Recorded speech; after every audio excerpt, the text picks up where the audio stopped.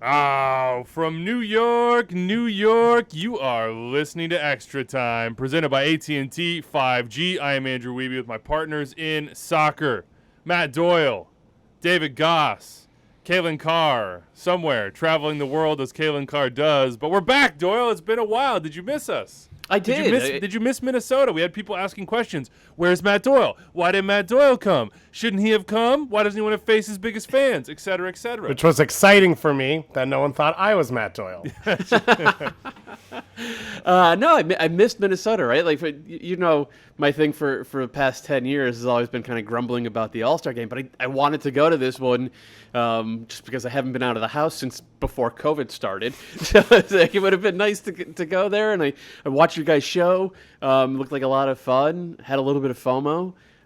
So yeah, sorry to all those Minnesota United fans for not seeing you. I don't believe you. When you say I wanted to come to Minnesota, you had a direct opportunity to come to Minnesota and passed on it. So I just don't believe you. Well, I got the email saying that I wasn't going to be part of any of the All-Star coverage plans, and I was like, this actually works for me. This is actually this is what I need. You've read my mind. You've read my mind. Big show coming up today. Scoring in MLS is off the charts. Of course, we talked about it at our show from the Black Heart of St. Paul. August 6th, leading into the All-Star game, 57 goals in 13 games. Okay, August 13th, Saturday, 51 goals in 12 games. Then two really interesting games on Sunday, both home teams, Nashville and Seattle, losing. Those will be big stories in today's show. So we'll talk through everything that went down in MLS Week 25. But first, I just can't help myself here. Everybody saw the Antonio Conte and then Thomas Tuchel moment. What a moment it was. Handshake grips, eyes pointing from eyes to opponents' eyes. I mean, just all the vibes, all the I don't even know what to make of that situation, but it got us thinking, who are the Thomas Tuchels of MLS managers and who are the Antonio Contes? Who would go at it and who would play what role?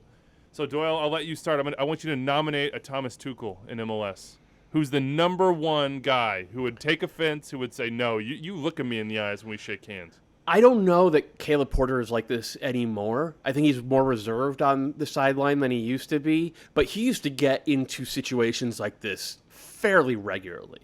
Like, you remember the famous celebration GIF with Bruce in the foreground, which is just like like that one. The tissue issue with Poppy. Issue. Yeah, I never heard that one. Though that was more Pareja being the Tuchel and Porter being the Conte, but like he was the first one who, and of course, the handshake issue with Pep in the 2014 All-Star, like Caleb Porter, I guess the younger version of Caleb Porter was the first one to come to mind for this situation. When you said which MLS manager would be like this, it's got to be him. I don't know if Oscar Pareja is this guy or if Caleb brought that guy out of Oscar, but he jumped to my and Vanni Sartini, I feel like, just did this, but he was like, but it's all friends here. Whereas Thomas Tuchel's going on Instagram stories and being like, I'd check this dude in the parking lot if I saw him. Vanni Sartini, aggressively like Italian and a lot of gesticulation and like pointing and yelling. Vanni Sartini, even though that happened with the Canadian Championship stuff, he feels too nice for it all. Yeah, not saying that this person that I'm about to say isn't nice, but I would say I think Peter Vermees would do a we shake hands now. That's how things are done, and he's quite intense as well. He would lock you in contest style. That's what you're saying. He would turn around and he would just I don't think he would be the aggressor in that moment. He might be barking throughout the game because you saw the earlier confrontation on the sideline between. He might be like letting you know during the game, but I don't always think aggressively so. He's just not going to mince words. How about Adrian Heath? I feel like Adrian Heath he can get riled. I've never seen him get into it with another coach though, right? Yeah. Like Adrian and other coaches are on good terms because they have a couple bottles of Chardonnay before the day before the game. So they're gentlemen. As we learned in Minnesota, Pinot Grigio. How about Bob and Schmetzer? If we're gonna name one a Tuchel, one a Conte, who's the Tuchel? Who's the Conte? Bob would be the Tuchel. Bob's the Tuchel? Yeah, I think so. Because this is the way football is. Okay. Right? And if we get Sebastian Salazar involved, all bets are off. That's what I'm saying on that one. As far as managers that I don't know if it fits in these two buckets, but are just the most physically intimidating, Gio Savarese is at the very, very top. There's a lot of fire in Gio He's Savarese. a power lifter. He's like the nicest. He's the nicest dude. But you just know that like if you flipped his switch from nice to like you're effing with me or like that's more spiritually intimidating than physically intimidating, and it's because he's like also physically like very physically intimidating as well. Yeah, I don't know. Let us know what you think. 401-206-0MLS, extratime@nosoccer.com. At Extra Time on Twitter, coming up today from the AT&T 5G Virtual Studios. Toronto FC, they're the team no other team wants to make the playoffs. Might just have the best player in the league. Which player is that? We'll try to determine. The Loons are absolutely flying. Nashville, Seattle can't win at home. They're in trouble. LAFC are dropping a nickel. And they got a ton of transfer news all around them as well. We got our U22 player of the weekend, one Jesus Ferreira, a couple goals for him. Austin are fun. Cincinnati can't win at home. Dropped it there. And Philly might be a cup contender and much more. All right, let's get into it. We're starting with Toronto today. Do you think that's the proper lead, Doyle? Because you have to formulate a however many word column every single week on MLS, and I'm sure you struggle with this. No, I do. Well, throughout the course of the year, I try to switch it around a little bit, and I go with stuff that's tactically interesting. But if I was just going to do the most important story from this weekend, I do think it's probably Toronto because they've taken 10 points from their last 12 games. 10 points from the last 12 on offer from their last 4 games. Those 4 games happen to be Insigne and Bernardeschi getting on the field together, Richie Larea as well. And then they have this huge game against the Revs coming up midweek. So I think all of those things combined make Toronto the lead story, though there's obviously arguments for LAFC, I think the Galaxy, Cincinnati and Atlanta. Like they're like we're in the stretch run. Like we're seeing a ton of 6-pointers. There's going to be a lot of big stories, but out of them all, I think Toronto is, the biggest after this weekend. They're 4 points out of the playoffs. There's plenty of time for them to rise above that playoff line. Not plenty.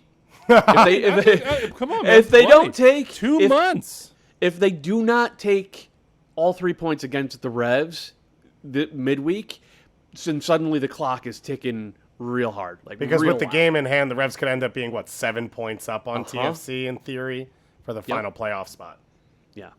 And then Toronto has to go down to Miami on short rest on Saturday. Watch right? out. And Miami's not great, but Miami's at 4 points ahead of them at this point. Miami gets a draw in that game. They're still above the line. Toronto hasn't made up any ground during a 3-game week. So, there's not – I don't think there's plenty of time. I mean, in those 10 points, they've only picked up, 4 points on the playoff spot in those 10 points of 12 that they've earned, which, by the way, Insigne has been great the last week. I think that penalty kick's going to come back to haunt a lot of things over the course of time. That was 2 points against the Revs that they dropped that are massive, and whether it was earned or not, right? The call was probably incorrect. It doesn't matter. That was the reality, and that's sort of what you paid Insigne for, but it's been fun to watch now over the last few weeks. They're clicking. They're both special, the wingers. Jesus Jimenez links up with them. If Iwakanola could finish in front of goal, he would have had 2 this weekend as well off the foot of Bernardeschi. And they're doing it without Mark Anthony Kaye, which is huge. And Jonathan Osorio has been massive since they've shown up. And he's playing the same roles as he'll play for the Canadian national team, which I think is big for him in the way that this whole thing lines up. And you can't underestimate Richie Larea. Just like the confidence of when to get into the attack and when not to. He won a couple of big 1v1 battles defensively in this game. And then he just dominates the outside, which opens it up for Bernardeschi. Like, he gives him a fake run for the third goal that Bernardeschi uses to open up a little space for the shot. It just means Bernardeschi has both options. He can come inside if he wants. He can go outside if he wants. He can use Richie. He can look him off and then beat someone. It just adds another element. Better player so far. More influential player so far, Doyle. Lorenzo Insigne or Bernardeschi? I mean, they've both been excellent. I'll give the nod to Bernardeschi just because he's putting up better box score stats at this point. But what's really jumped out for Toronto is just how quickly these guys. It goes back to what David said, like the ability to function at a high level within the system, which then creates space for everyone else. And chances for Larea on one side to overlap or Osorio to burst out of midfield. And Osorio's got, 5 goals in these 4 games? He's awesome at picking his spots like that. And you don't get to pick spots like that unless other guys are being the focal points. And Insigne and Bernardeschi are those focal points, and they're okay with it.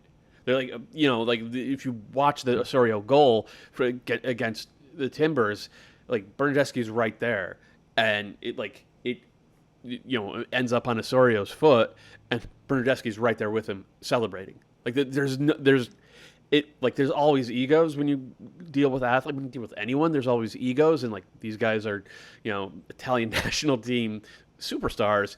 But like it looks like they have already sort of sublimated their ego into the whole team process, and like that has to be a little bit terrifying if you're one of these teams, trying to keep your head above water and trying to keep your spot ahead of Toronto FC in this stretch run. Sorry. No, go ahead.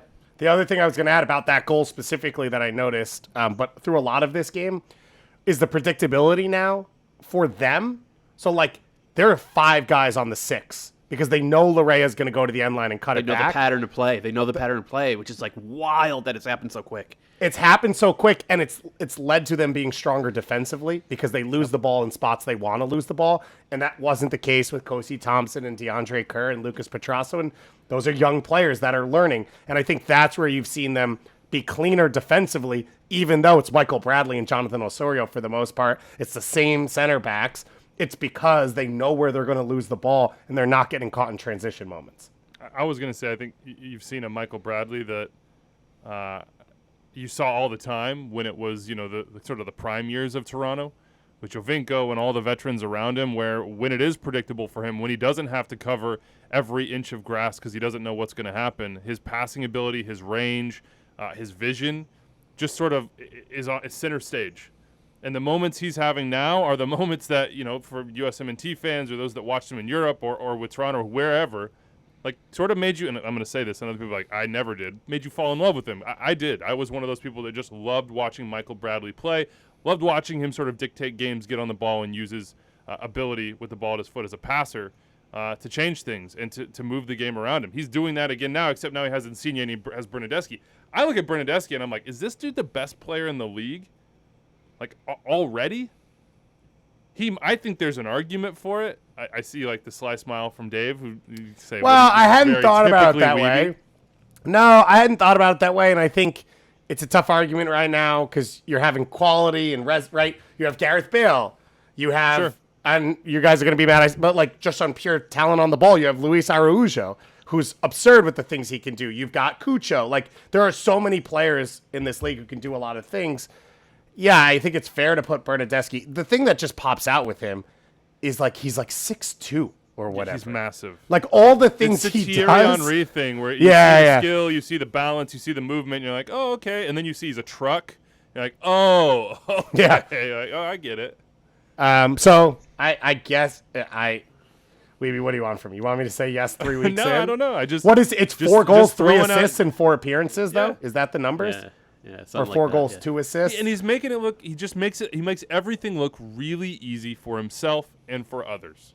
Yep. There's nothing forced. It just looks natural and easy and in rhythm and balanced and like if you wanted to put it up another, you want to take another step or go up another gear or add a level of intensity, that he could probably do it and still be at that same level of just like ultimate control. And Insigne is amazing as well. And Jesus Jimenez looks like a wonderful TAM signing for them. You still have questions about the back line, but maybe with those guys in front of them, the way they can control a game, and as you said, the predictability, some of that goes away a little bit. But I don't know. I wouldn't want to see him in the playoffs. If I'm in the East, I'm hoping they drop points. We may have already had this conversation, but why is this not the team that will sign Aaron Long to a DP contract?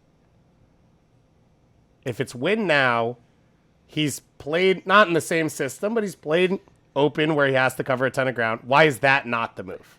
We're getting way ahead of ourselves here talking about off-season free agency. But you know what? Aaron Long's agent better come to us and like pat us on the back because we are like, who shouldn't sign Aaron Long? DP deal for Long? Why the hell not? I Do got it, you, know? Lolo. I got you. We're getting him on the show. We're like, will you go to Europe? He's like, yeah, I'd do it right now. We're like, you hear that? He would do it. He would do it. He would go to Europe. That's leverage for you.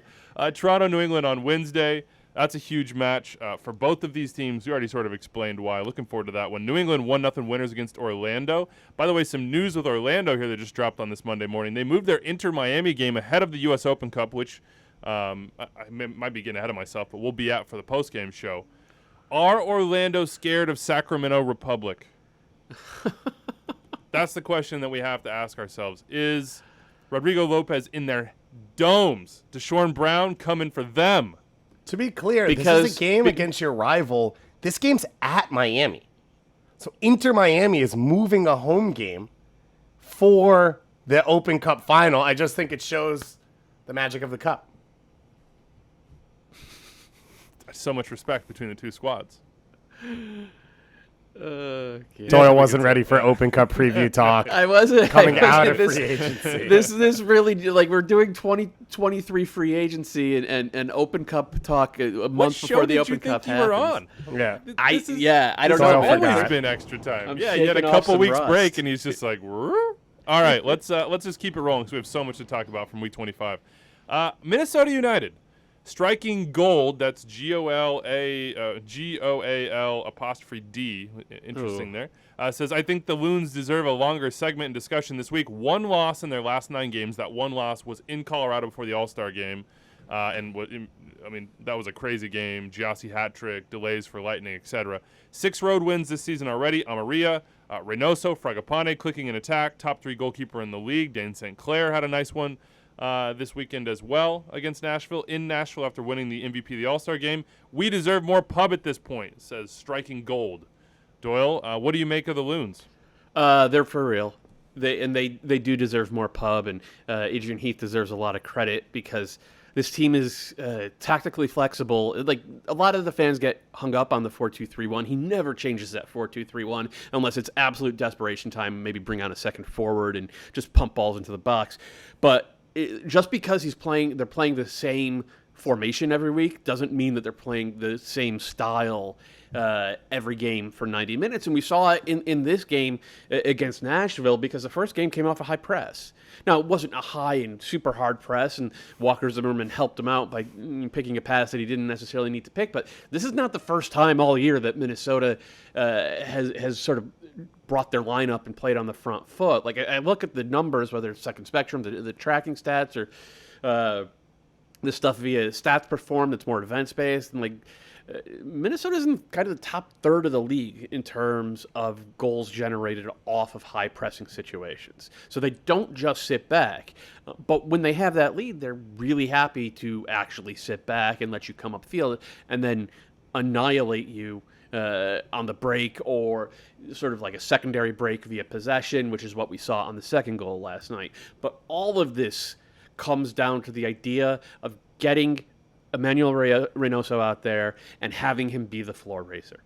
And he's a floor raiser in the sense that everything, especially in the attacking third, flows through him. I think he has a higher percentage of his team's touches in the attacking third than anybody else in the league. And that includes guys like Carlos Gil and Lucho Acosta, Zelarayan, Hani Mukhtar, like guys who are super high usage.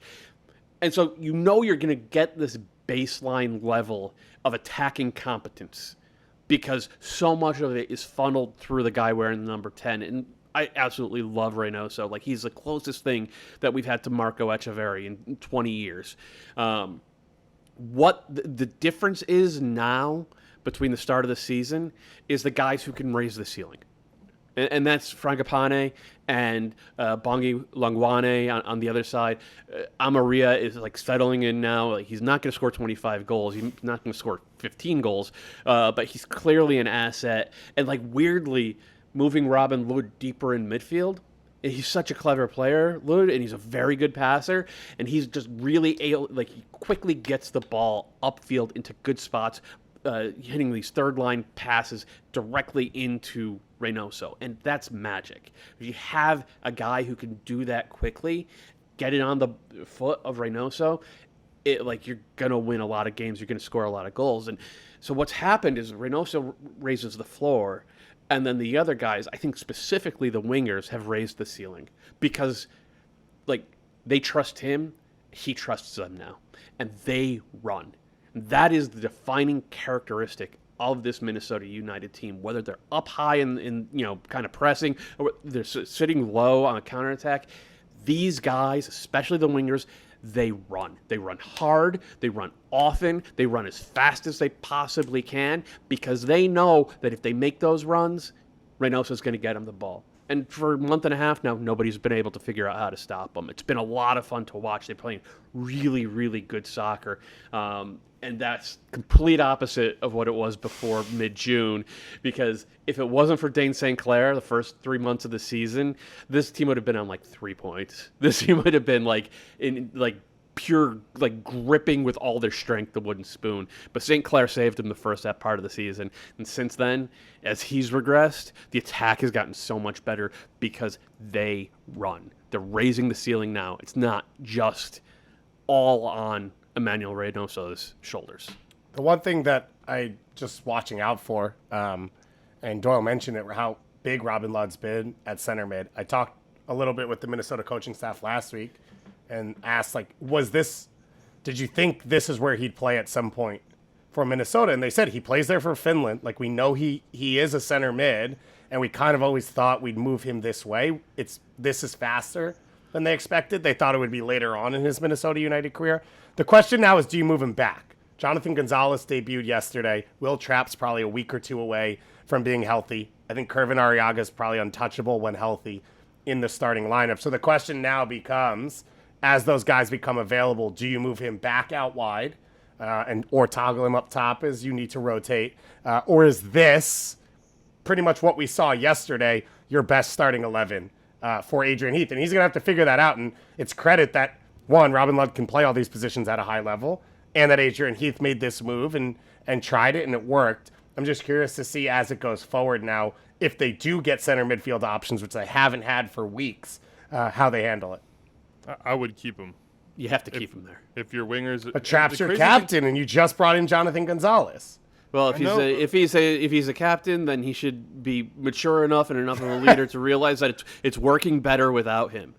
You have to if you're playing this well, and Minnesota's arguably been the best team in the league for the past month and a half, you can't mess it up. And look, Jonathan Gonzalez, he's going to have a role where he comes in and helps lock down leads and cleans up games, and he's been doing that for 4 years in Monterrey.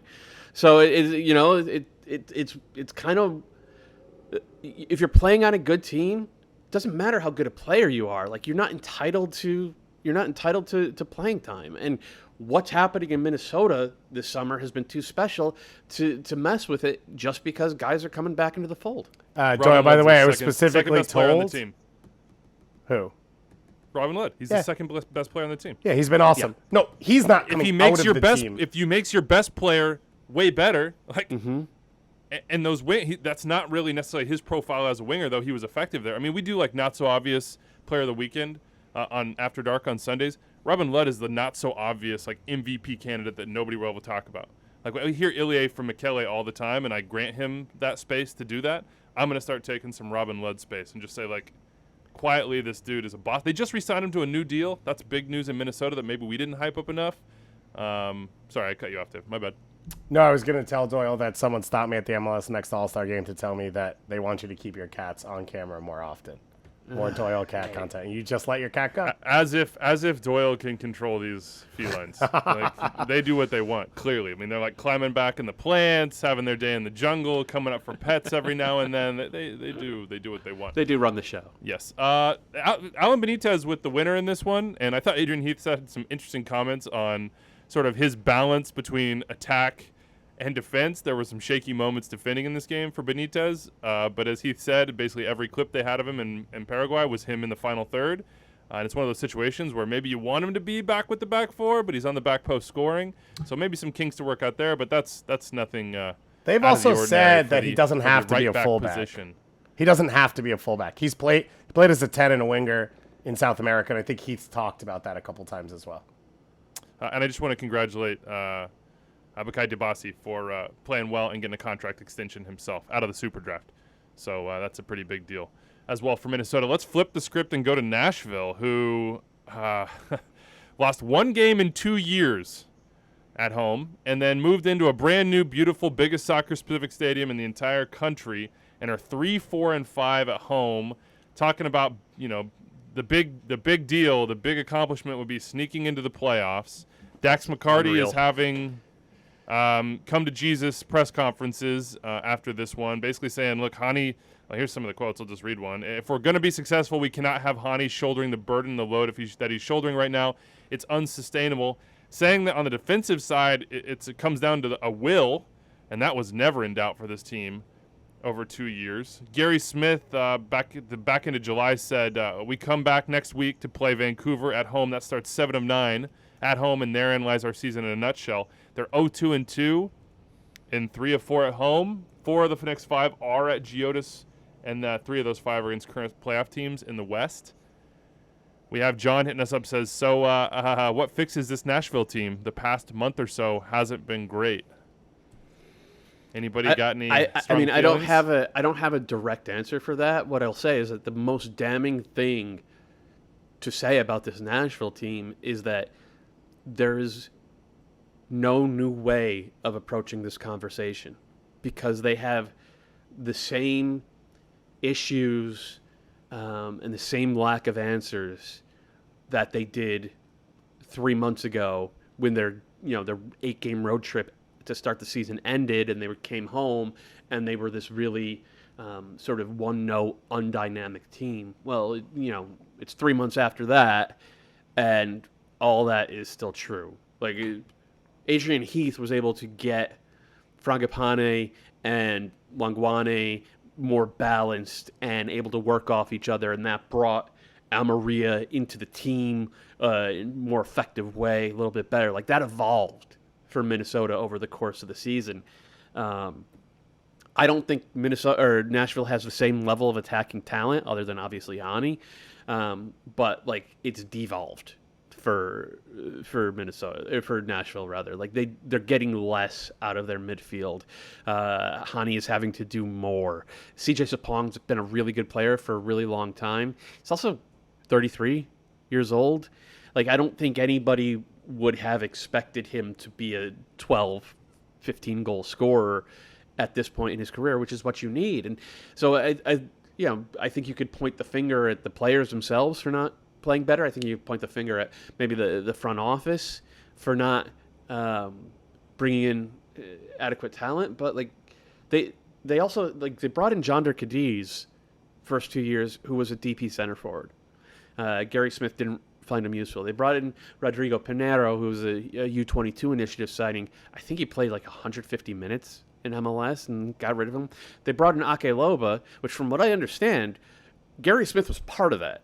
It was part of the, they didn't just say, we spent $7 million on a player, here you go, do you want him? Gary Smith was part of that. Ake Loba can't get off the bench. By the way, Ake Loba, not like a panicked, oh, hey, we got to get somebody, let's get Ake Loba. A long-term chase. The target, the guy they wanted. Yeah. So, and it should be said, they had Brandon Vasquez in town, right? They're the ones who traded him to Cincy for $150,000 worth of. So, I feel like they've expended a lot of resources to give Gary Smith options, and Gary Smith has not really been interested in using or developing them. I mean, they're one of the oldest teams in the league, just in terms of the average age of the minutes on field, and I think they're worse than they were a year ago. And I think that ultimately falls onto the coach. I agree with everything Doyle said. The only thing I add, just in terms of short term, is I think Godoy appeared yesterday for the first time in 9 games. He is the only one in midfield, I think, that can give them a little bit more both ways. Everyone that's been playing in there is fairly one-dimensional, is fairly defensive-minded. Godoy, I think, brings a little bit more ability to connect the back to the front, to break in transition, and then will make a late run into the box where, Anungana, Sean Davis, and Dax are not doing that for that team. But So that would be the only answer to that. But otherwise, what everything Doyle says is right, which is it's the same team. It's not getting better. They haven't used the pieces they spent on. I think Shaq Moore makes them marginally better as well. It's probably not enough to change their reality completely. I think there's two sides of this coin too, because I think they were winning a lot of games this way, or drawing. I mean, drawing being an obvious result for them over the last couple of years, with Hani being sort of it, because the back line was so resolute, because their ability to defend was just sort of, it wasn't unimpeachable, it was damn near it. And it just seems like teams have more space to get on the break, more room to sort of turn and go, more ability to go direct in the middle of the field. Whereas I feel like last year, if you watched them defensively, everything was routed into areas that they wanted it to be, that they knew they could defend from, often wide areas, where those center backs could just sort of eat up service into the box. The central midfielders were just sort of like, okay, we're not going to play through them. That's not going to work for us. Let's go wide, and then it's predictable for Nashville. It's not as predictable this year. And it just doesn't feel like, and as Dak said in his press conference, that they're winning as many of the big moments in the 18-yard box, which it just felt like they won all of. Like whether it was Walker or whoever it was, that was just sort of their territory. You weren't gonna be able to take it. 36 goals allowed this year. That's the most in the Western Conference playoff field, and sort of a predictable -2 goal differential. Second fewest goals scored. Only Salt Lake in that playoff field have scored fewer. Mm-hmm. So does it turn around? Do they make the playoffs? I think they will. They're still in. They're just the issue is the home form. Like if they can't win at home, that's where their games are. This was supposed to be money time, right? Like this was supposed to be it. You were supposed to come back to Geodis and just slap people. And I've been waiting this whole time, Dave, for you to tell me that I picked them to win the Supporters Shield. So I didn't even remember. I'll bring that upon myself. Yeah. I don't even remember if I did that, but it sounds. I think like I said that last week at some point. I think you at like the 97th time you asked us that. Pick a dark horse of a dark horse that might know someone who won a Golden Boot for a Supporters Shield. I think you picked them. Nice. Yeah. Nice. Thank you for justifying my decision in that one. Yeah, it's going to be really interesting down the stretch. This home form is honestly shocking, given what they were able to do prior to now. But a loss at home to Minnesota United. Nashville back to the drawing board. Their next game, where else? At home against FC Dallas. Dallas in action midweek, so we'll be on short rest, but home against Philly midweek, and then to Nashville. So not crazy travel for Dallas. Okay, let's keep it moving here. How about LAFC? Dropped a easy nickel on Charlotte, and Gunnar Gabe hit us up and said, can LAFC be the first team to break 80 points, the only team in MLS history who on pace for more at this point of the season was 2019 LAFC. The Revs went on a crazy run late on to get in there. So right now, LAFC sitting atop, of course, the Western Conference standings and the Supporters Shield standings. They got a 6-point gap in the Supporters Shield standings with a game in hand on both Austin and Philadelphia. 2.25 points per game would be a record if they were able to maintain it. Previous record is last year, 2.15 for New England. 17 wins, 4 losses, 3 draws, plus 29 goal differential, 10-1-2 at home, 7-3-1 on the road. 80 points. They got 10 games left. Obviously, that's 30 points available. 80 points, they would basically have to collect all of those but 4. So, yeah, you could draw twice in that time. You could lose once and draw once. But you basically have to be perfect down the stretch. Any chance in the world they get to 80? There's a chance. There's a chance. Like, if you think back to that 2019 team, the reason they sort of skidded down the stretch is Vela picked up a muscle injury. And he wasn't himself after about mid-August. And while that is obviously a possibility for this team, they're not as reliant on one player. Like, if Vela misses 3 weeks, slot in Bale, play him 60 minutes a game, and then one of the other 12 wingers that they have behind him who could, and they technically still have a DP slot open, right? No, they filled it with Bouanga. Bouanga, yeah. But so technically, Michele Giannone says this Brian Rodriguez to Club America stuff could come. But isn't so there you go. But isn't the transfer window closed? Incoming. Free agents, yeah. No, the transfer window is closed. The roster freeze hasn't hit Yeah, yet. but is so there they could someone still go out. who's free and available and that you'd make a DP? No, but you just have an open one. Yeah. Well, I mean, Bolate's still out there. He's available. Oh, okay. Cool. Adnan Januzaj is a free agent. Like, I don't think, I don't love Januzaj, but you're getting at us for taking things off the rails, and here you are going through the free Januzaj agent highest. list. Yeah, right. Well, but the point is they have answers in depth that no other team in MLS history has ever had. I don't think so. I think they're going to set the points record. I would not. I don't think they're going to hit 80 points, but I wouldn't be shocked if they did. Right? If they went 9 wins and a loss or 9 wins and a draw down the stretch here, I don't think anybody would be too shocked about that. Just as a thought experiment here, I'm just looking at their last 10 games. I have it up in front of me too. I would say they basically have that form. They've been in that form. They go to Austin, they go to Minnesota, and they go to Portland. Those are the 3 that stand out where you'd say, I don't know. They play Houston twice. They play San Jose. DC's coming in on short rest across the country tomorrow night. I think there should probably be DC's dog meat. There should probably be a rating put on that thing, like an R rating to make sure not everyone can see the violence. NC-17. Yeah. But they do have to go to FC Dallas. They do have to go to Austin. They do have to go to Minnesota. They do have to go to Portland. They end the season hosting Nashville. So it's a possibility because they are that good, and as Doyle said, they are that deep. It seems tougher. Yeah. They rested Bale and Chiellini for quote-unquote load management in this game. We are officially had 5. We are officially NBA on TNT. We've made 2012 era Popovich. I love it. Rooney had to see that and be like, great. LA's going to be fun. They had 5 different goal scorers. We're talking about point records being broken yet again. I'm just going to take us back and run us through. From 2017 until now, basically every year that wasn't an insane pandemic MLS's back year, the points record has been broken. Toronto in 17, Red Bulls in 18, LAFC, of course, in 19, 2020, just erase that from history, basically, and then New England last year. If LAFC, and I expect them right there with you, Doyle, I expect them to do it, break the points record again this year, what does that say? Like, how would we analyze that? The fact that these points records just keep getting smashed. There's less parity in the league than there was before TAM. Yep.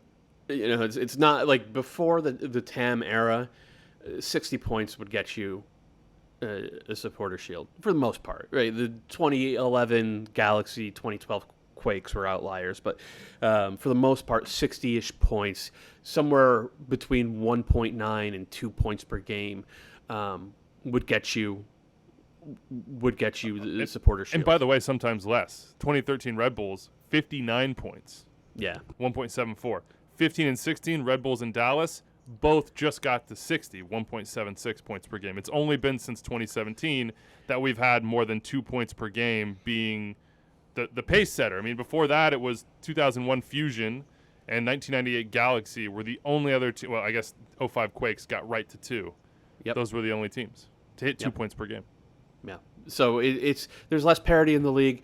There are, the TAM has been a huge part of it. I think MLS teams just being smarter about understanding how to scout, and for the Galaxy or for LAFC, you see that, right? Like they were able to sign a lot of guys who were not on the radar for even super plugged in, world soccer fans like us. I remembered Cifuentes from the U20 World Cup. I remembered Palacio. I didn't think there would be an MLS, They were also able to get guys like, Mamadou Fall and do good work with stuff like that. But also they have a Rolodex now where they're like, oh, Gareth Bale, Giorgio Chiellini. Like, this is a new ball game.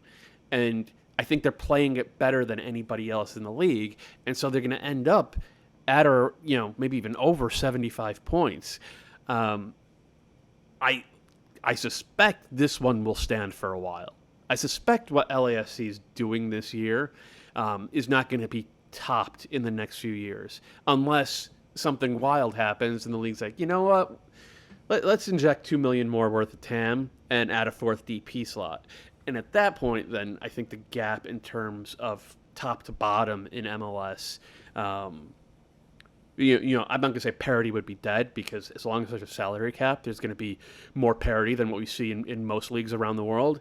But like it would start getting stretched. And I think LAFC would be the one, based upon what they've done in their MLS existence, they would be the ones to stretch it most effectively. There is a point that you do reach, though, where spending shifts a bit, where now you're competitive for some of the better defenders in the world, and you could have teams on the lower end who don't max their DPs out at a level of an LAFC, an Atlanta, a TFC, but that they can put together stronger squads front to back. Because that's the other part of this, is like LAFC has done all of this, and then they win 5-0 against the Charlotte, because that's how the spending's created. And this is we don't operate in a vacuum as MLS. It's part of a global market. And so if you do reach a point where TAM is, if you TAM 2 center backs, like you're now competing with Liga MX clubs, Brazilian clubs, low-end La Liga clubs for just general starting center backs, it could shift it back a little bit in that way. Of like, that's who Houston brings in, right? I think you, for what it's worth, I think you just undershot the level at which they are already competing and would be competing. But I'm saying for defenders. I agree. Yeah, again, I think you undershot. Oh, interesting. But that's fine. Okay. Yeah. Okay. Fair. Let me just talk about Liga MX. Let me throw this to you, Dave. Brian Rodriguez to America. Seems like the player wants to go. Look, whatever. Let's just talk about it as if it could happen, and it sounds like it could. Should it happen if you're LAFC? Steve Cherundolo doesn't want it to happen. He's the coach. He wants to win things. I understand why he wants to keep this guy. But if you're the club and you get an offer, and I saw some rumors out there, let's just say $6 million and like 20-25% sell on from America. Rodriguez is an Uruguay international, has played a ton of games for them, started games in the last year, has not been as effective for LAFC as I think his price tag, which was reportedly $11.5 million, would dictate. If you got $6 million and sell on, you open a DP spot up, and you have more room now for Bale and Buanga and Opoku or whatever it is. Is this a move that LAFC should make? I'm split on it, just because with the window closing, it feels like the need for it is less, and there's no way in which it increases your ability or your odds of winning MLS Cup this year, which is what everything seems to be built around, right? They won Supporter Shield. They've taken over the city. They want to win MLS Cup. You are not closer to that by letting him go. In terms of long-term club building, yeah, it's the right move. Let him recoup his value on another team where as Doyle said, you've got 12 wingers. You don't need him to fill those minutes. He probably won't get as many minutes for you as he will for Club America. Maybe he sneaks his way onto the Uruguay World Cup roster. If he does play well, that increases his value. That 20% becomes probably enough to at least recoup what you gave up overall, if not make something off of him. And Club America, obviously a big team that people globally are watching that has that ability, although, again, they've struggled to sell to European clubs. But that's a different conversation. So I think all of that in terms of long-term building makes sense. I wonder how much they're still snake-bitten on the Andre Horta stuff of like, it didn't work out. They didn't get out quick enough. They didn't get anything for it. It was a long-term play that didn't work. And now they've got Buanga, who's in his prime. They've got all these pieces where they don't need to rely on Rodriguez. So why take the risk on him developing as a person, as a player? And this also, just going back to the other thing of the change in spending, this is sort of what we saw with Soteldo as well, of like, MLS has entered a sphere in the world market in which these players have value outside of how MLS values them. And so if you do make mistakes, you can move on from them, because there are other people out there who wanted Brian Rodriguez before he came to MLS and still see that he could be a Uruguayan international starter and could be a high-level player. And that wasn't the case when it was just guys who you were finding that maybe or overvalued here. And this is sort of the new reality. And for LAFC, I think it makes sense. But again, they have a better chance of winning MLS Cup with him on the roster. TW hit us up and said, Palacios, Cifuentes, Fall, Opoku. What's the over-under on how many remain with LAFC next season? I think Cifuentes is gone. And Cifu are gone. Yeah, I think both those guys are gone. They're going to go to the World Cup. Yeah, and Cifuentes is one of the 100 guys who's been linked to league. And he's one of the guys who I think is more than good enough to be a Premiership regular. He's gone. I think Palacios is gone. Which and is that's a good fine. thing, by the yeah. way. It's not a bad thing. Yeah. No, I mean, if that's you exactly can what you It's like if Rodriguez is sort of a cautionary tale and Horta was, they're the ones along with Rossi that when you go back down to South America and restock, right, you're like, right here, guys. Or your academy, by the way. They've produced 0 homegrowns. They are in LA. It's fine. They started at the U14 level to let them build up. So now it's time, and they have options. They've brought Duenas in. Like, at some point, you have Ryan Hollingshead. That's your steady option. They have Escobar. I don't know if he'll be back or not. That's where you start to fill in those minutes and elevate the club to another level. Yeah. I almost think like they should work out a plan to use their academy kids as like a gam stream. You could, this kid's really good at 17. He has no chance of playing for LAFC this year. But hey, Colorado Rapids, give us $750,000 for him, and you have yourself another high level. Like they might have to do that in order to get their academy kids minutes, like long-term loans, something like that. And this is another place where they could be among the leaders in the league in terms of being innovative and figuring out the best way to build a team. Because ideally, you sell Cifuentes for $10 million and you plug and play your 19-year-old from, who's playing, come through your academy and played maybe in Las Vegas or wherever. Well, if you can plug and play him after, 2 years on loan in Houston, that's even better. The other option, which is something, by the way, that clubs Gam are talking stream, about. remember that. You're all going to be saying it very soon. You're going to be just saying it like it's a normal thing. Yeah, they got a gam stream going here with the academy. No big deal. But the other option, which is clubs are already talking about, is RSL comes in and says, let us have him at 15. And when he proves that he can play at RSL, then RSL has to come. It's more than 50,000, right? It's not just this is what we give you for his rights. It becomes more in the Caden Clark territory of like, this player already has value to you. And that's how you sort of get them into other clubs as well. Joel Hutchinson asked which team has used their U22 spots the best. I went in and checked them all. I think the top 3 for me, LAFC, obviously one of them, Sifu and Palacios, 2 of the 3. Janela have been a little bit of a disappointment, but 2 of the 3 being a high-level starters for the best team in the league, maybe best team in league history. That's pretty good. Galaxy, I think you're up there. Joveljic is just an absolute home run of a U22 signing. Araujo and Alvarez are what we're talking about, sort of with homegrowns who were elevated. Alvarez, look, we're still in the, hey, he could, and maybe he gets sold, so maybe there's a gam stream opportunity there to Liga MX. And Araujo seems to be in that same boat. And then NYCFC, Andrade, Santi, Rodriguez, and Acevedo. Those are all good signings. Timbers, it goes to teams too. that are investing in... Right? Timbers as well. Timbers Yeah. as well. Santi Moreno. Yeah, and Ayala. But and the new kid. Moreno's a home run. And the new kid, they're Yeah. right back. But Moreno's, Yeah. I think, arguably the best of all of those. Well, I guess not better than Yeah, Cifuentes. your but- hit rate. Your yeah. hit rate's gonna be- LAFC. I mean, just listen to what you that's said. fair. Like Joveljic and Efra aren't starters for a team that might not make the playoffs. Araujo's been, he's still more potential than productivity. 2 of the 3 for NYCFC aren't starters. Santi's been real good. Acevedo's been a disappointment. Andrade is a good super sub, but Palacios and Cifuentes, it doesn't matter how bad Janela was, and he was terrible. Palacios and Cifuentes are like best 11 caliber players for a team that's going to have 75 points this year. There's LAFC by miles in the who's used the U22's best race. That's our buzzer for LAFC time dedicated. We normally dedicate about 20-25 minutes, so we've hit it here. U22 player of the weekend, Jesus Ferreira. Got to be 2 goals. Haven't talked about him in a while because the goals haven't been flowing for Dallas. Doyle, but Sebastian Lletget just felt like the perfect fit, and I'm not saying just because Becky G likes it in Frisco, in North Texas, and they're closer to California. But from a tactical perspective, he just looks like a perfect fit for them. Yeah, he does, because he actually makes those forward, he's very clever about pushing forward out of central midfield. He's a little more dynamic off the ball than what they've been getting out of central midfield this year. Partially, I think, because of the way Nico Estevez has used Paxton Pomykal. Pomykal drops deep and is actually like a possession facilitator for this team that wants to just really control the pitch, just in terms of structure and in terms of having the ball. Lletget is a little bit more attack-minded. and it just wrecked the Quakes. I mean, granted, like the Quakes they played better under Alex Covella, but they're still the Quakes. You could still get in behind them. You could still score kind of hilarious goals against them, and that happened in this one.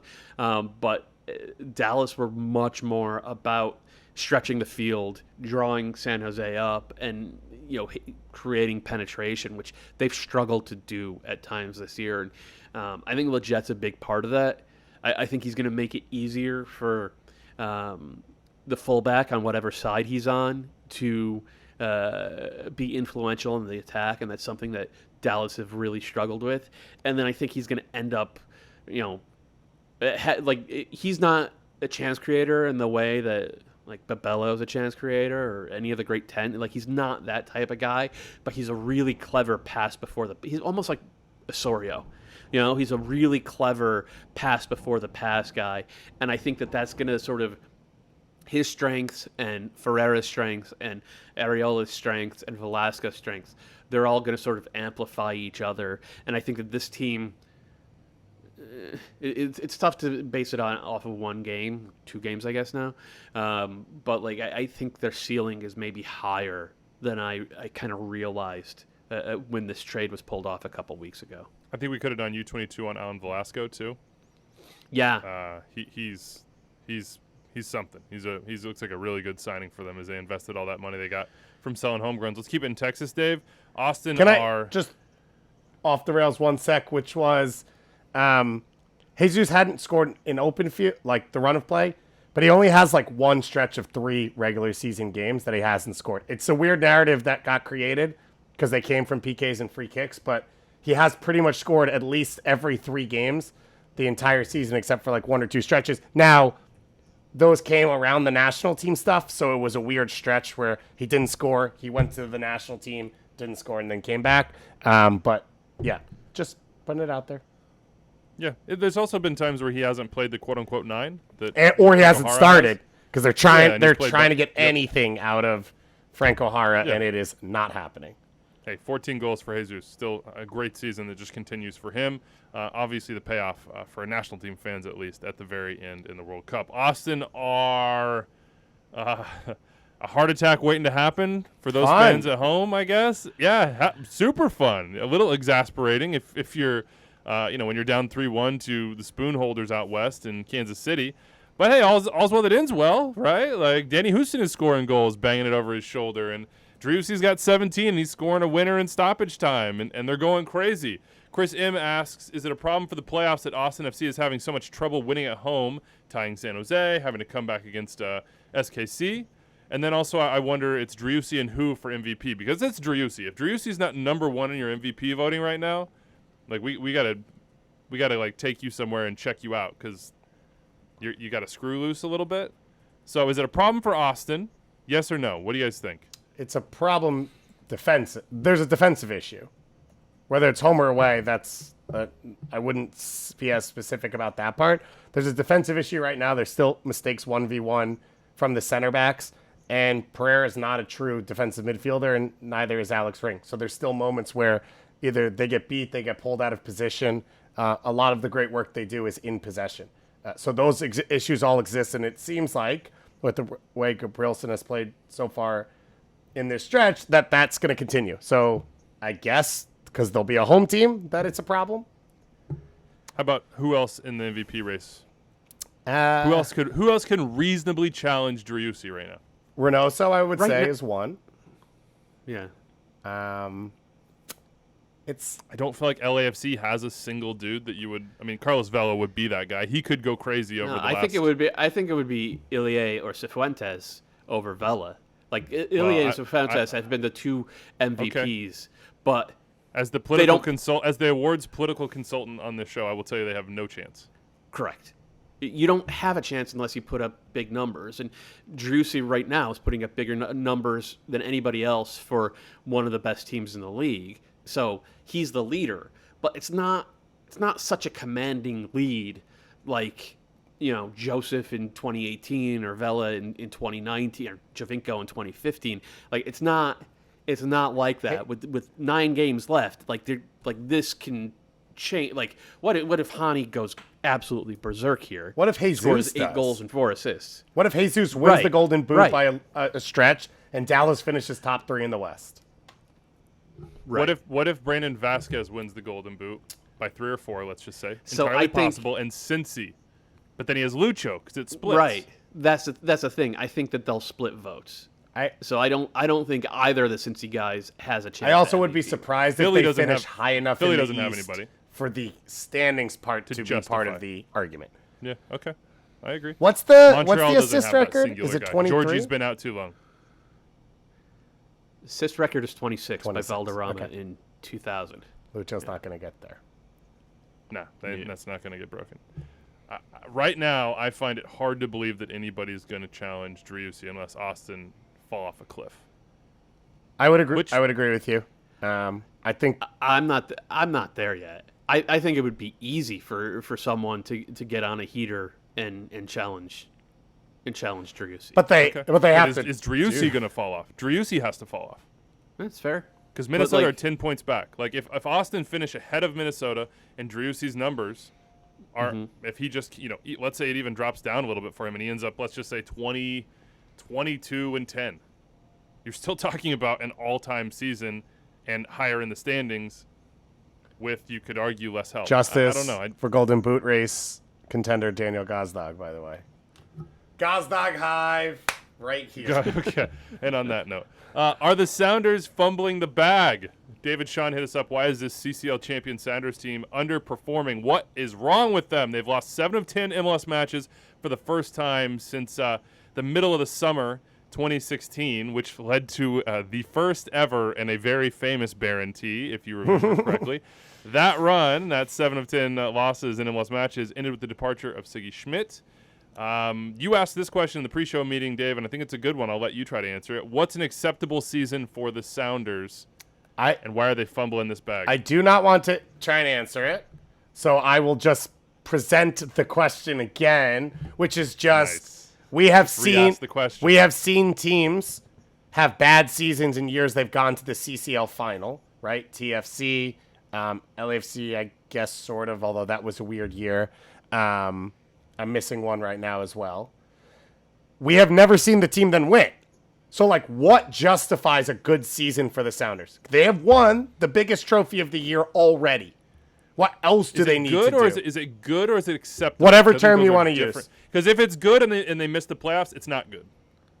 That's not a good season. If you win CCL, you have the talent level they did, you go out in the offseason and make the moves they made to elevate their squad, and they've been in MLS Cups, darn near constantly over the course of the last 5-6 seasons. If they don't make the playoffs, that is not a good season.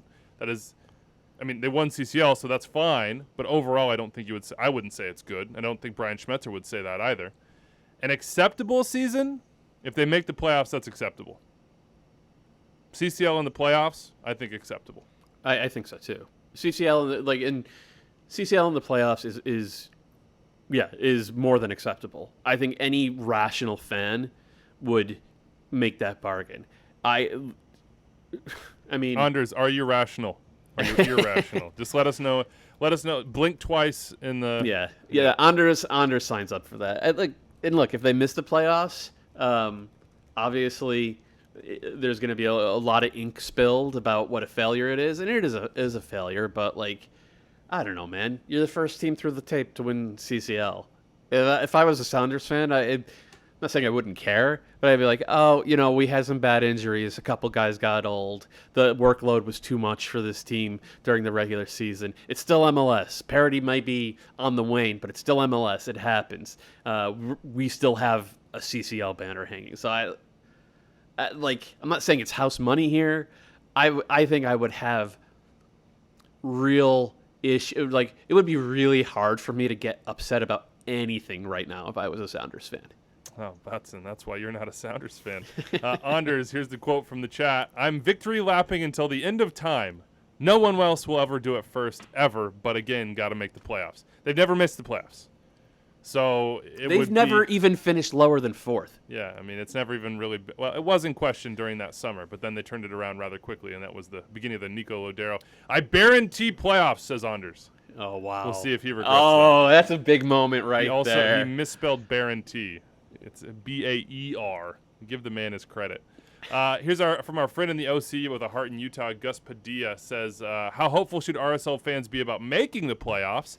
I feel like we're in the exact position opposite of teams making a playoff run. We started great, then we saw every other team bring in reinforcements. We've failed to keep up. Now most teams in our position have new contributing players, and we can't even get Krylock back. How far can this team really go on just human spirit? Savarino's a pretty good ad. And they've added three pieces. They're comfortably in the playoffs. They've added 3 pieces. They haven't got their visas. Musovski was hurt when they added him, but they're all going to add to the team. Oviedo, hopefully not as a starter, but still more depth for them, which they haven't had in that spot throughout the season. So I think they have added, and they will get production out of them.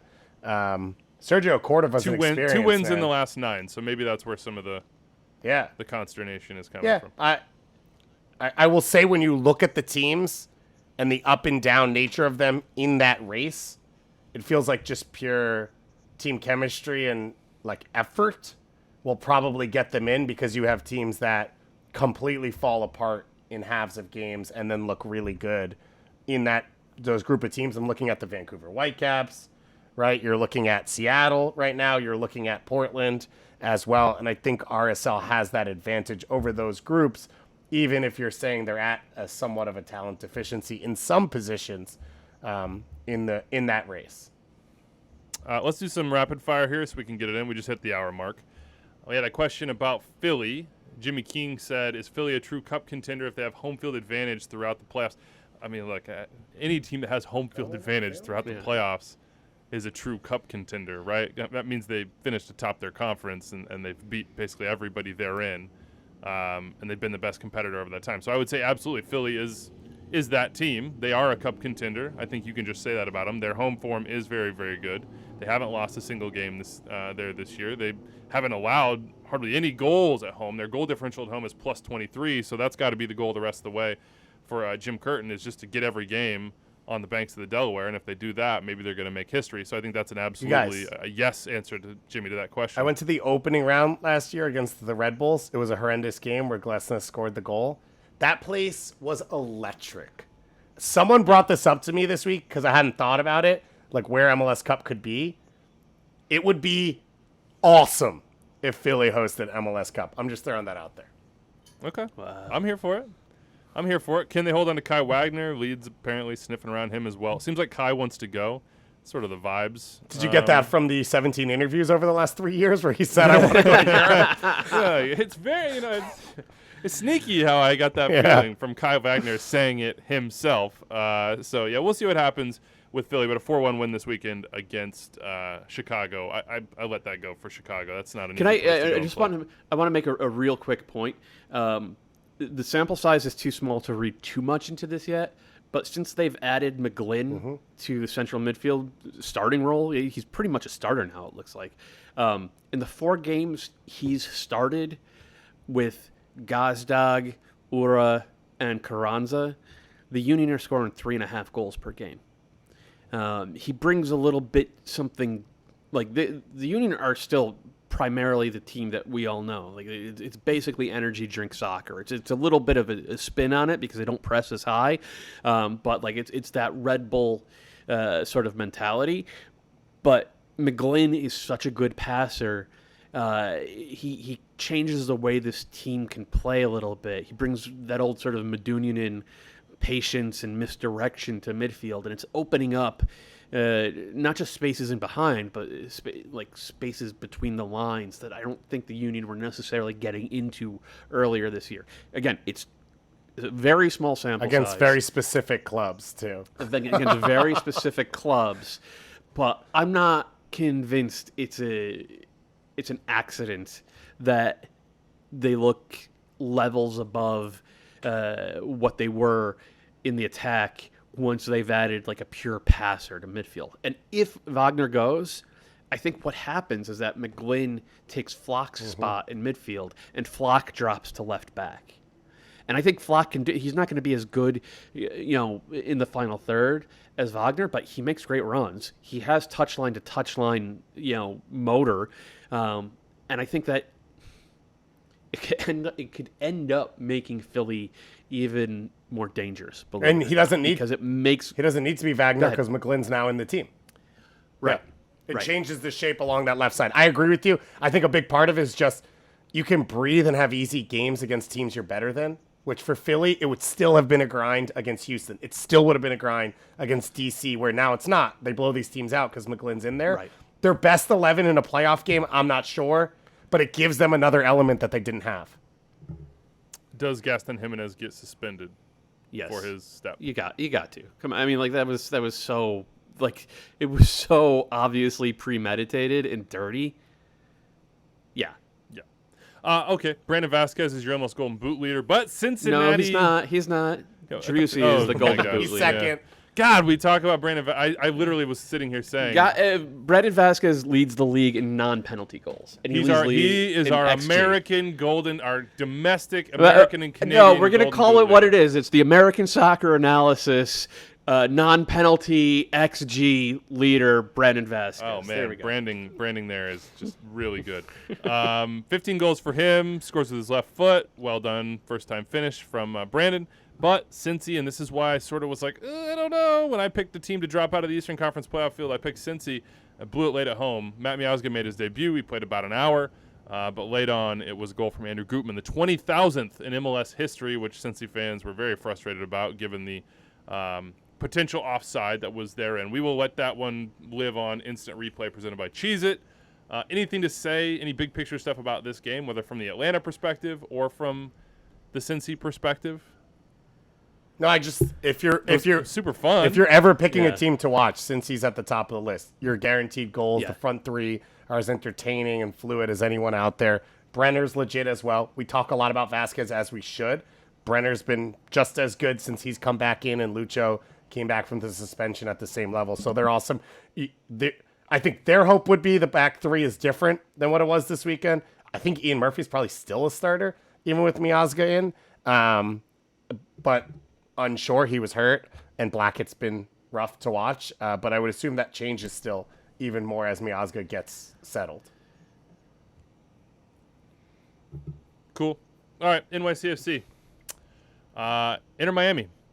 Nice win for them. Gritty win for them. Let's talk NYCFC, though. Nick Cushing and no Tati. Jonathan Sanchez wrote us and said, is it time for NYCFC fans to hit the panic button between the loss and the clear altercation amongst the players? Is Cushing the right person for the head coaching job? Corey Clayton. So on a scale of 1 to 5 bridges, 5 bridges being the biggest, and then 1 bridge, obviously, lesser. Bridge? Is bridge a whatever. unit of measurement now? Talking about like over How water. worried- like, is it the Verrazano? Like, what are we talking here? How worried should NYCFC supporters be right now about this season? Back-to-back weeks with disastrous playing out of the back giveaways that were instant goals. Maxi and Santi fighting each other, that's all caps, fighting each other at midfield. Also, Nick Cushing is now 4-4-4 with an Open Cup loss to Red Bulls in his first 12 at the helm with NYCFC, and 0-2-1 since Tati left. With this team, its talent, high expectations, can you expect Cushing to keep his job for 23? And Corey said he's between 2 and 3 bridges of worry. So he's past the RFK. He's onto the Queensboro Bridge. That's what you're telling me. Yeah, You, probably. you actually call it the RFK? I do not, but it- I was doing it No, for it's the a people Triborough. out there. Okay. Thank you, Doyle, for being there Yeah. with me. How many bridges? How many bridges, Doyle? I don't know. Probably 3, I guess. Oh, so you're in This Williamsburg is now. a really... I was thinking the G-Dub. I don't know. I've gone into this on my column repeatedly. Like they've changed their defensive structure under Cushing. They don't press. Like they don't press upfield the way they have under the previous 3 coaches. More concerning than that is they're really bad at getting pressure to the ball in their own defensive third. You can knock the ball around against NYCFC in ways that you couldn't in the past. And fans are pointing to the absence of Keaton Parks, and that's a really big loss.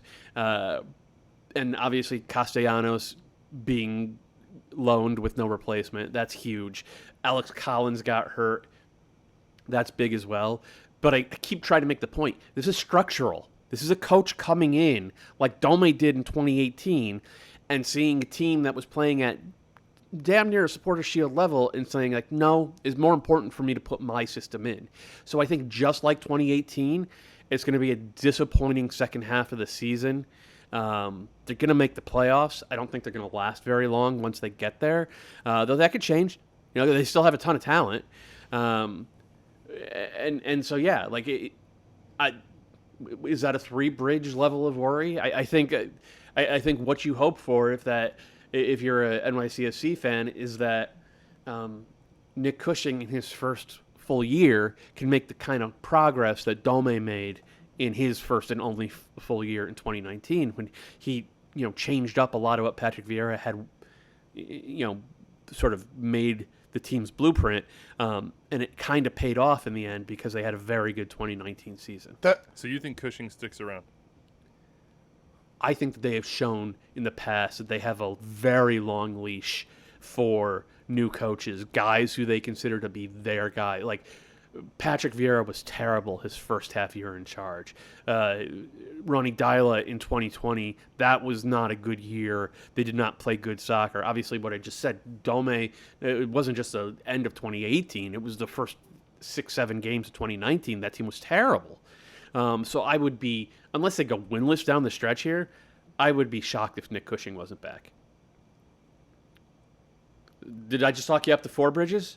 We had a 5-bridge level of worry here. We're going to have to make this thing. How many bridges? How worried are you? Bridge I level? live right here next to the Brooklyn Bridge. That's apparently where we're at. So, yeah. Feels good. All right. Real quick, let's just go through, because it's crazy in both conferences. We had MLS Takes Hit us up and said you should do a whole show on how insane the East is going to be over the next 9 weeks. Can't promise that one. And Thomas Souza asked, who's a lock for the playoffs, who's above the line that could fall, and who's on the outside looking in. Let's just start with the East. Maybe we'll do the West next week. I'll start from the top. Philly, lock, right? Mm-hmm. Everybody's locked there. I feel like a lock for the top spot. Montreal, 3-2 win on the road against Houston this week. That's a lock. New York City, lock status for the playoffs? Yes. Yes, okay. New York Red Bulls, are they a lock? No. 4 point. They're favorites, but they're 4 points up with 9 games to play. A couple teams chasing them have games in hand. They're also 4 points up on 9th, which is big to remember. It's not just 7th, right. And they are 4 points up on being out of the playoffs, not just on the 7th spot. Yeah. So I think they're still favorites, but literally by the time we're doing this show a week from now, we could be like, oh, Red Bulls are in tailspin. They're barely hanging on. They're facing must-win games now. So definitely not a lock. Crew. They're How not about going to find any locks from here on out. Outside of locks, I'll give you these 5 teams, maybe 6. God, we have to include Toronto at 29. How about this? Who below the line jumps? I think the Revs jump, and I'm still on the fence with Toronto just because they have so much to make up. It would be a lot easier to do this, like on next week's show. It'll be a lot easier to do this. I'll give you the Revs and Cincinnati in place of Orlando and Miami right now. Okay. Those were the 2 teams that when I did the column, even a month and a half ago, I was saying they're going to jump. I'll believe literally anything. I like Inter Miami, though. I do, too. Phil Neville deserves some credit. We took some real good pot shots at him there for a while, and he deserves some credit. By the way, we're talking U22. Leo Campana is a U22 as well. So he's fallen off a little bit. He's not the same goal scoring. He's injured, so yeah, well, that's part of it. All right, let's hit our best midweek matchup, and I'll start us off. Oh, with we were LAFC only doing DC. the East. I was all riled up about the West. Yeah, we're just doing the East. We'll do the West next week. LAFC DC feels like this is just going to be an exhibition of attacking talent for LAFC. Truly hope Gareth Bale starts this game.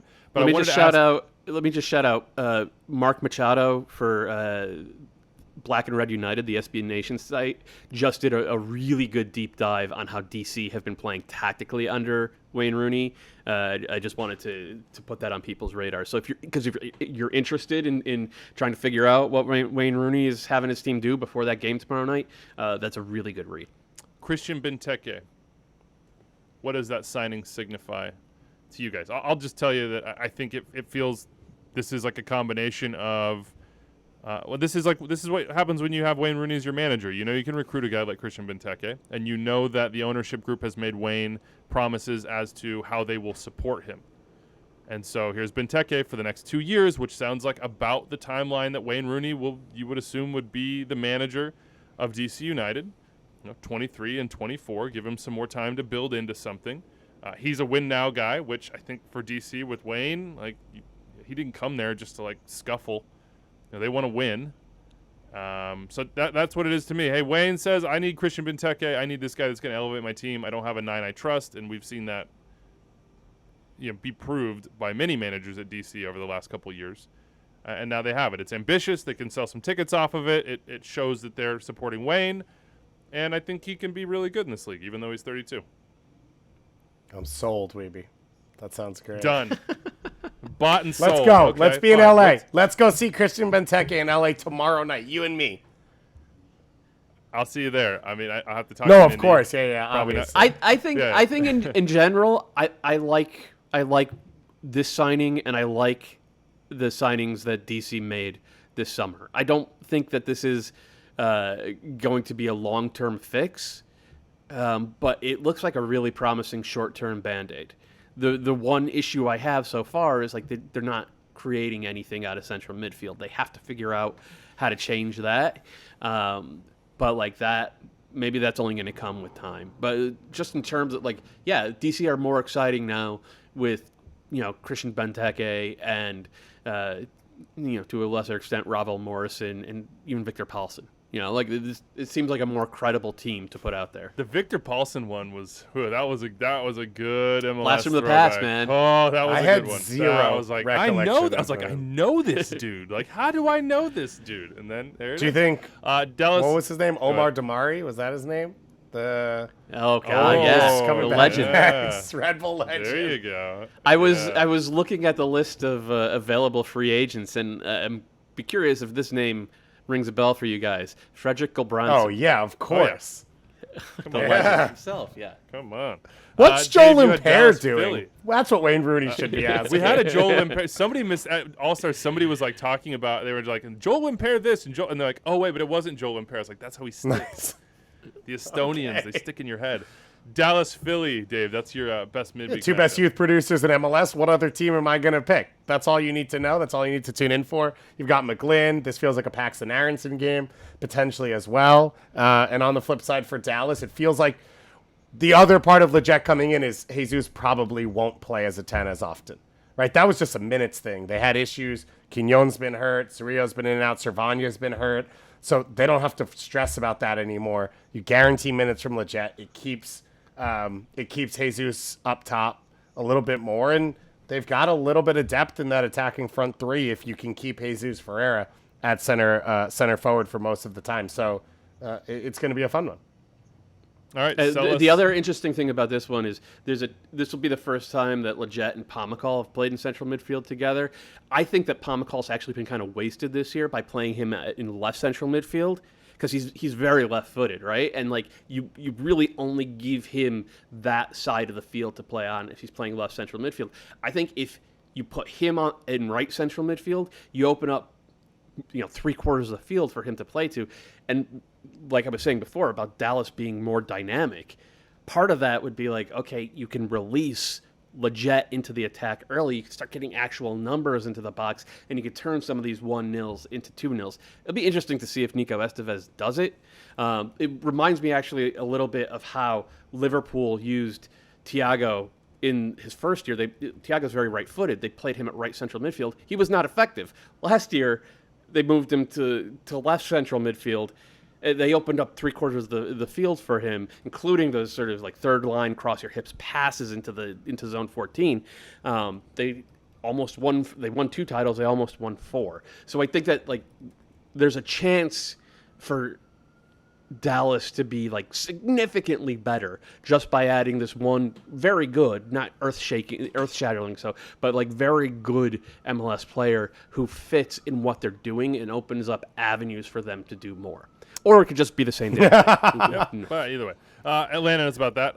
The Red Bulls to a certain extent. Doyle, sell us on 5 stripes Red Bulls on Wednesday. It's a 6-pointer. We were just talking about, are the Red Bulls, locks? No, they're absolutely not. And it's because I don't trust them to win a game like this. And traditionally, they've absolutely drubbed Atlanta in the regular season. But like, would it shock anybody here if the Red Bulls did their typical high pressing Red Bulls thing, and Atlanta got 2 on the break and won 2-1.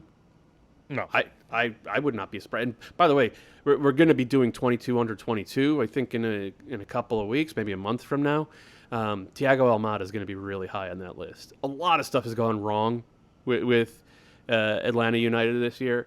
Thiago Almada was a very good purchase. He's been very, very good for this team, and has potential to deliver on the promise. And there were a lot of big promises, but he has potential to deliver on the promise that was inherent in the purchase when they spent all that money on him.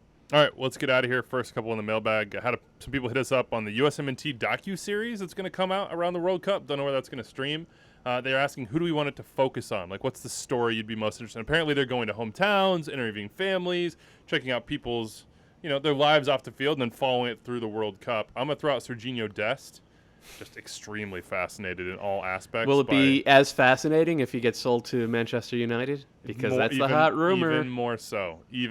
Oh, by the way, Weston McKennie, also a great candidate for this. He's in Juve's starting 11 today. I thought his shoulder he was out for months. Allegri, working the media.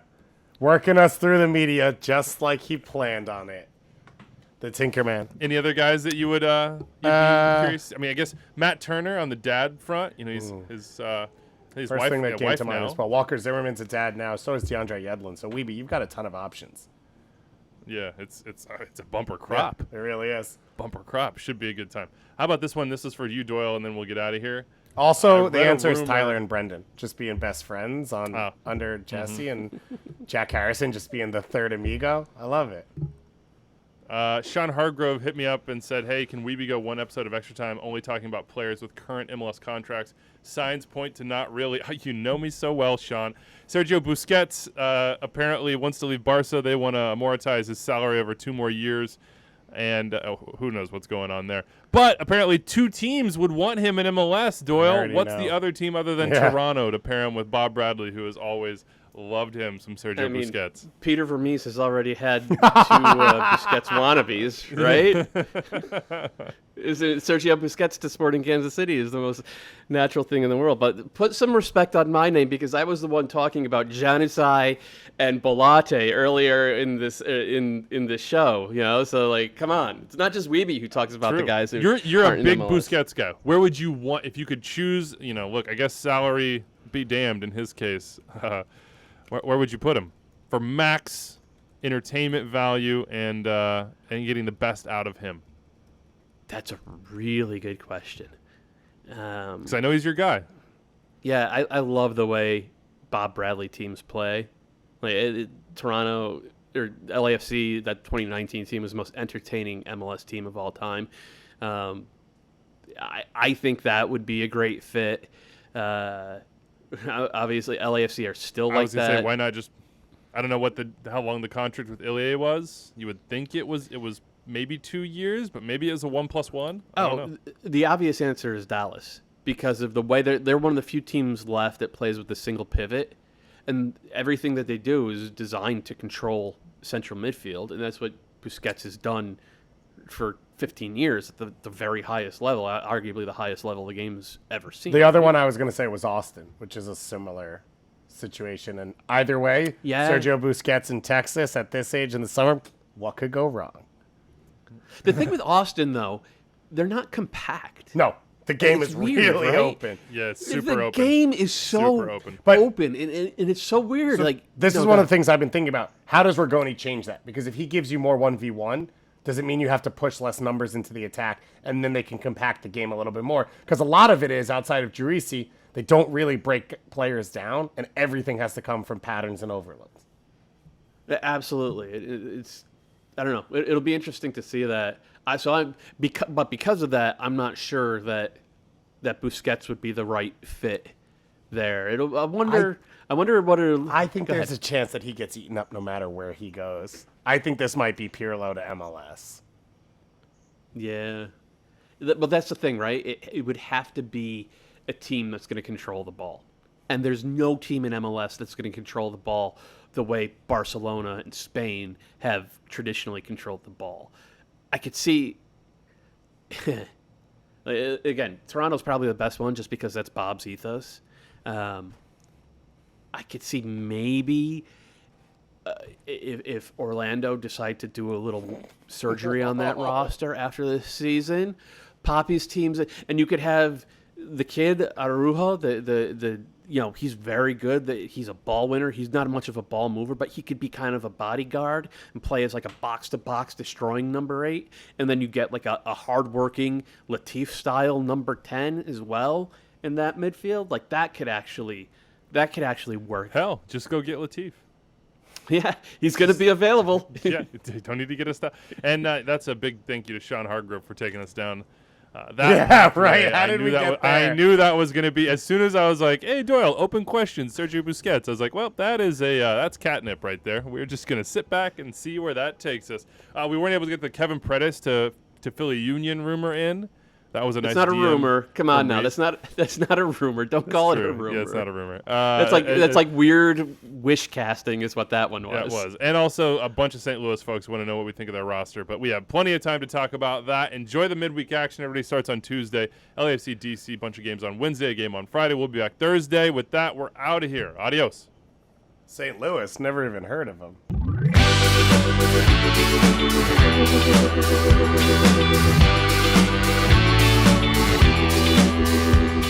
Congratulations, you made it through more than an hour of extra time. That means you love the show, and if you love the show, you probably want more episodes. Click right here for more episodes of Extra Time, and here to subscribe to the MLS YouTube channel. Thanks for following along.